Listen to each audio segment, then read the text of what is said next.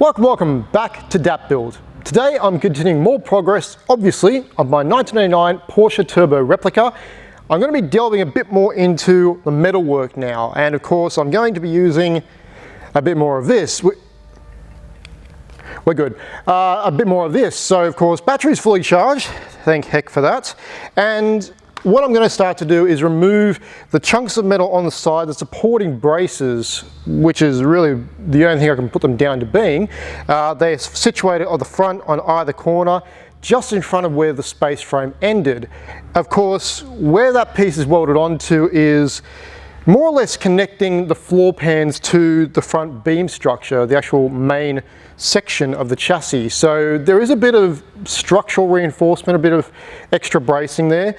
There is nothing at the rear, however, and where the space frame ends is kind of where that would then connect, and there's not really that much more metal to be able to connect it onto.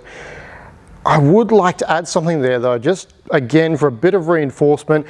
There is a bit of tearing which occurred on the opposing side, I think partially due to where I initially jacked it up from, but in general the floor pan, they're not great to begin with. So again, I think I'm gonna have to maybe look at getting something done there. The fronts, obviously they're already done, so I'll just remove them, get them cleaned up, and then of course when the floor pan's sorted, get them put back on at the same time. The front end steering, when I was moving this thing around, and of course I've done it before, didn't think much of it. There's another hack job, of course. When you actually have the steering turned to the right, it doesn't seem to have the same turn circle, and obviously it's probably just not set up properly.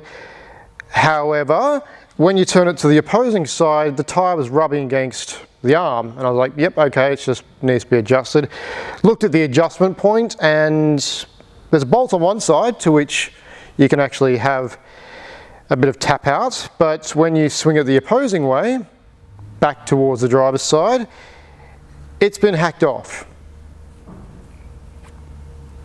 Why? Why? So that piece will have to be replaced, and that's actually a part of the steering box. So I've got to rebuild the steering box anyway. I might just get a Rico, but far out. I mean, why? Why? Anyway, I'll eventually get to a point where everything's sorted and I'm simply putting things back together. And to be honest, I'd like to have everything sorted so it is just a bolt-on affair. I don't have to worry about the stupid modifications, and I can't say the word. Anyway, moving on. So today, grinding that off, grinding those off, maybe having a bit of a look further forward with this steering assembly, and I don't know, we'll see where we go from there. Depends on how long that takes me. Probably a while.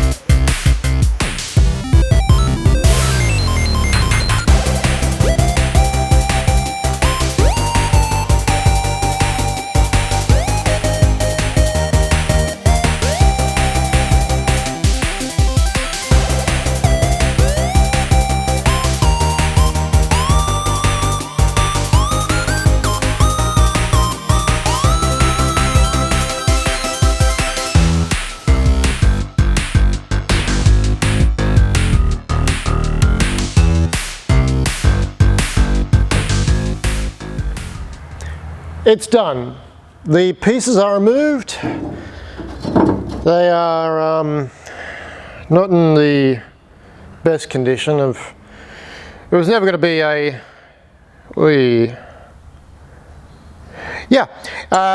they're done, they're removed, it's no longer a problem. I'm most likely going to have them remade because unfortunately due to how I had to remove them, they're a bit thin in the skin in some points and the remaining metal is still on the chassis, so I'm going to have to grind that down later. The good thing is now I don't have to worry about that anymore. I'm back to essentially a bare chassis, and I did end up removing this. I decided that it's just not worth saving. I actually have managed to come across the realization that I can get an entire new old pedal assembly. The good folks at the VW place that I'm going to be dealing with do actually have one, so that's great news. That's now no longer a problem. So all those other bits and pieces will just basically be junk because they are ruined. Unfortunately, rust has gone that through it that yeah, it's scrap now. So anyway, that's done. I have a hole, I can see straight through the guts, and I can see the massive amount of rust through the center tunnel, which is not great. And it puts me then into the next problem, which is basically to do with the entire chassis itself. At this point in time, I am looking for a replacement.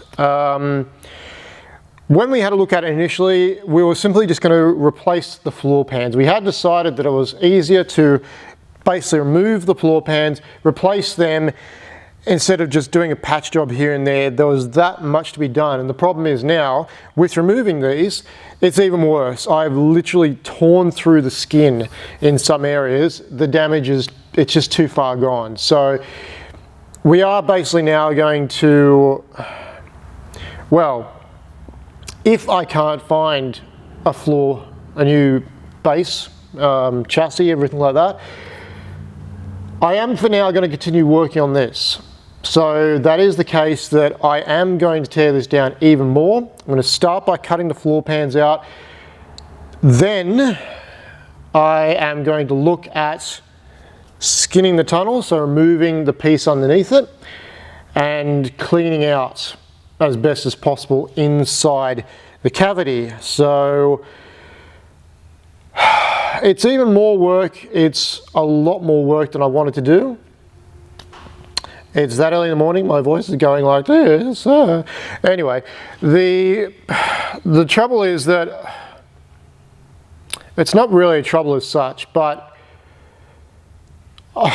it's just the annoyance that I'm going to all this extra effort for something that may potentially be replaced. But the problem is though, if I can't replace it, then I've got to go to the trouble of doing it. I don't have a rotisserie, and I've been thinking about this, I was actually thinking about this morning in the shower, funnily enough, about literally flipping this over. So doing an upside down sort of affair. I thought maybe the shock absorber strut end pieces, the brackets, all that sort of thing might have been too high for the tires. I think they're just going to make it. Literally, the tires are just a little bit taller than those. So great, I can work with that. I can even flip it over that way. I thought the end of the arms were too long. They actually are within the wheels. This, however, they're taller than the tires. And the height of the tires, not that significant. So I've either got to set it up on ramps so that those wheels can be higher than the shock absorber towers. We'll take that front piece off and just support this end here and balance it on the two wheels.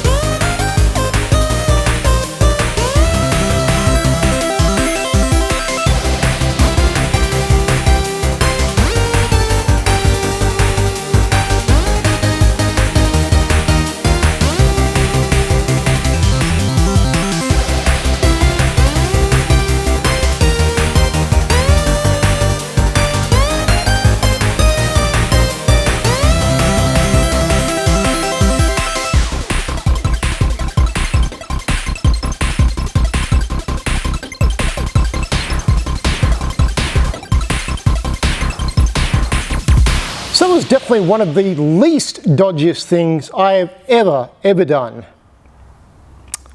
Yeah. Anyway, it's now rotated over, as we can see. There was a, well, cascade of rust which came out through the center tunnel and onto the floor. The missing, well, the still present drive shaft is having a fun time leaking oil absolutely everywhere, or grease or whatever that is. Yeah, the whole process could have been done a lot easier, but of course this is what I have, this is what I'm working with, and the more I look now this thing is rotated, the more I get worried every single time. I think that's okay. I think we'll find out in the next episode. So, as always, thank you very much for joining me. Like, subscribe, comment below, etc. Tell your friends, tell your family, tell your neighbor that if he's ever going to flip a car, always do it in the most questionable way possible with all the safety in place. All of it. Every last bit of it. Anyway guys, until next time, cheers.